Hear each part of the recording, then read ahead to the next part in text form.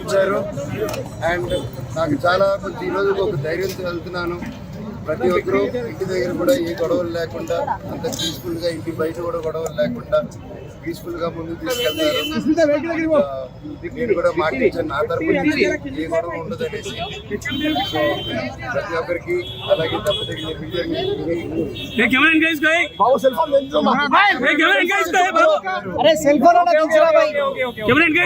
లేరు. మా అమ్మగారు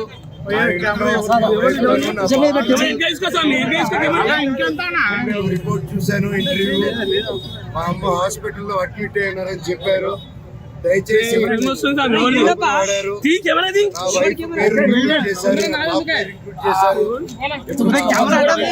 హాస్పిటల్లో ఉన్నారని అబద్ధ ప్రచారాలు చేస్తూ అడ్మిట్ అయి ఉన్నారని కన్న తల్లి మీద ఇలా చేయకండి. మీకు దండం పెడతాను. కూర్చొని మాట్లాడడానికి సిద్ధమే. Thank you.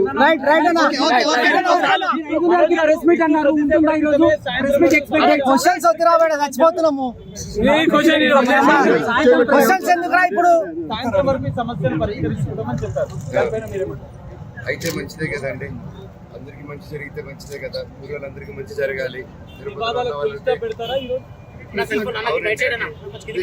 వినయ్ గారు కూడా తిరుపతిలో వినయ్ గారు చేసే విషయాలు కొన్ని నచ్చట్లేదు నాకు.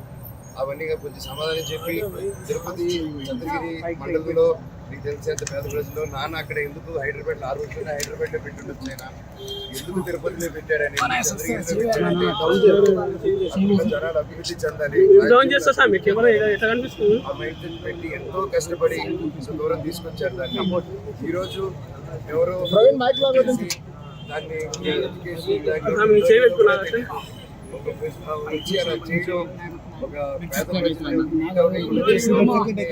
నాన్నగారి దగ్గరికి వెళ్ళలేకపోతున్నారు. ఆయన వరకు రీచ్ అవ్వట్లేదు. కెమెరా డౌన్ చేయండి, ఫ్రంట్ ఉన్నది.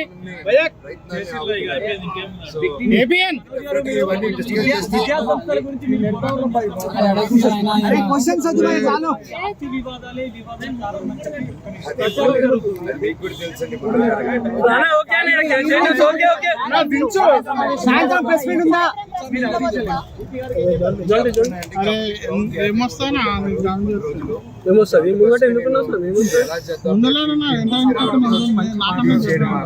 అనేది కొంచెం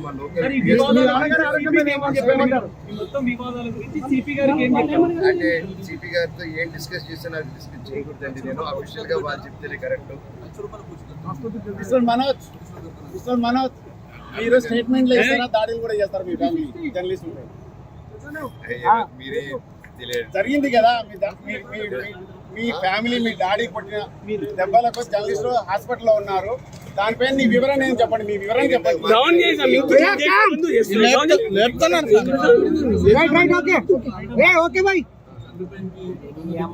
బాబు చచ్చిపోతారు, గుంతలు వచ్చకపోయి ఫోన్ ఎవరు సెల్ఫ్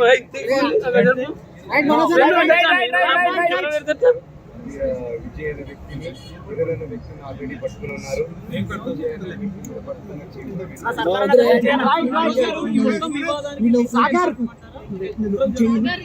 స్వామి ఆపండి స్వామి, చేతుల్లో పట్టుకో, కెమెరా పట్టుకొని చూడు తెలుస్తుంది. ఏదైతే చూస్తున్నారు ఓకే రైట్ వచ్చేలా కోపం